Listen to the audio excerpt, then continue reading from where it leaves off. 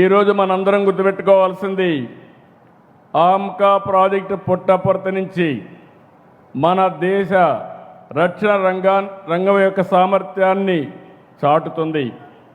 15,803 కోట్లతో ఫైనల్గా 650 ఎకరాలతో పుట్టపర్తి ఒక టౌన్షిప్ వస్తుంది. 7,500 మందికి ఉద్యోగాలు వస్తాయి. స్వదేశీ సాంకేతికతో యుద్ధ విమానాన్ని తయారు చేయడం ఈ ప్రాజెక్టు యొక్క ముఖ్యమైన లక్ష్యం. ఇక్కడ అల్టిమేట్గా మీరు చూస్తే 1,00,000 కోట్ల రూపాయలు పెట్టుబడులు వచ్చే అవకాశం ఉంది. నేను ఎన్నోసార్లు చెప్పాను, ఒకప్పుడు ఈజ్ ఆఫ్ డూయింగ్ బిజినెస్, ఇప్పుడు speed of doing business. Speed of doing బిజినెస్కి ఈ ఆమ్కా ఒక తిరుగులేని ఉదాహరణ అని చెప్పి నేను మీకు తెలియజేస్తున్నాను. ఇప్పుడే మినిస్టర్ గారు చెప్పారు, ఐటీ మినిస్టర్ గారు చెప్పారు, ముందు వీళ్ళందరూ కలిశారు. కలిసిన తర్వాత ఒకసారి మినిస్టర్ గారు నాకు ఫోన్ చేస్తే నేను కూడా రిక్వెస్ట్ చేశా, పర్సనల్గా కలిసి చెప్పాను. ఈ ప్రాజెక్టు స్పీడ్ మీరు చూస్తే ఈ ఏడాది 9వ తేదీన ఆమ్కా ప్రాజెక్టుపై రక్షణ శాఖలో చర్చలు మొదలైనాయి. 20వ తేదీన ప్రపోజల్స్ అడిగారు. 24వ తేదీన ప్రతిపాదనలు పంపించాం. 28వ తారీఖున కేంద్రం అంగీకరించింది. 29న అధికారులు ఇక్కడికి వచ్చి స్థలాన్ని పరిశీలించారు. 30వ తారీఖున క్యాబినెట్లో పెట్టి శాంక్షన్ చేశాం. ఈరోజు దీనికి ఫౌండేషన్ వేశాం. ఈ ప్రాజెక్టుకు పూర్తిగా సహకరించిన మిమ్మల్ని అందరినీ అభినందిస్తున్నా. ఇటీవల రాయల్ ఎన్ఫీల్డ్ మన రాయలసీమకు వస్తూ ఉంది. అదే జెట్ స్పీడ్తో ఫైటర్ జెట్ ఈ ప్రాంతానికి వచ్చిందని మరొకసారి మీ అందరికీ విజ్ఞప్తి చేస్తున్నా. ఇది ప్రారంభం మాత్రం. ఇక్కడి నుంచి రాబోయే రోజుల్లో ఏరోస్పేస్ సిటీకి దారి తీస్తుంది. నాకు ఏమాత్రం కూడా అనుమానం లేదు. ఈరోజు మరికొన్ని డిఫెన్స్ అనుబంధ సంస్థలకి డ్రోన్ సిటీకి కూడా భూమి పూజ చేసుకున్నాం. మడకసిరలో భారత్ ఫోర్జ్, HFCL, దోనకొండలో BDL సంస్థలు 2,959 కోట్ల పెట్టుబడి పెడుతున్నాయి. దీనివల్ల 4-5 వేల మందికి ఉద్యోగాలు వచ్చే అవకాశం ఉంది. కర్నూలు జిల్లాలో డ్రోన్ సిటీ ద్వారా భారతదేశంలోని ఆధునిక డ్రోన్ ఎకోసిస్టానికి శ్రీకారం చుట్టాం.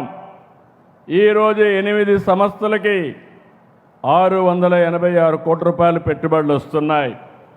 దీనివల్ల ఒక 2,500 మందికి ఉద్యోగాలు వస్తాయి.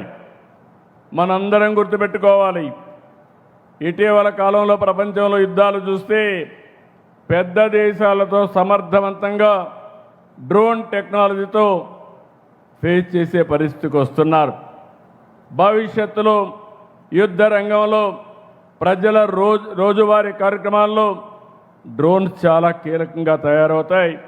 ఇప్పటికే మీరు వ్యవసాయం దగ్గర నుంచి అన్ని రంగాల్లో ఈ డ్రోన్స్ యొక్క ప్రభావం పెరిగింది. అందుకే దేశంలో మొట్టమొదటిసారిగా ఓర్వకల్లులో డ్రోన్ సిటీ ఏర్పాటు చేసిన ఏకైక ప్రభుత్వం ఎన్డీఏ ప్రభుత్వం. ఈరోజు మీరు ఒక్కసారి చూస్తే శ్రీహరికోట నుంచి అంతరిక్ష శక్తి, నాగాయ లంక నుంచి క్షిపణ శక్తి, విశాఖ నుంచి నౌకాదళ శక్తి, పుట్టపర్తి నుంచి వైమానిక రక్షణ శక్తితో దేశానికి ఏపీ రక్షణ కవచంగా నిలబడుతుంది. అది మన రాష్ట్రం కేంద్రానికి ఇచ్చే సహకారం. ఇప్పుడు ఒకసారి చూస్తే అనంతపూర్ జిల్లా నేను 5 డికేడ్లుగా చూస్తున్నాను, 50 సంవత్సరాలుగా చూస్తున్నాను. ఒకప్పుడు రాయలసీమ అంటే రతనాల సీమ. శ్రీకృష్ణదేవరాయల కాలంలో వీధుల్లో వజ్రాలు రత్నాలు రాసులుగా పోసి అమ్మేవారిని చరిత్ర చెబుతుంది. ఇది మన ప్రైడ్. అలాంటి రాయలసీమలో అనంతపురం జిల్లాలో ఒక దశలో ఎడారిగా మారిపోయింది. ఈ ప్రాంతంలో నేను కష్టాలు చూశాను.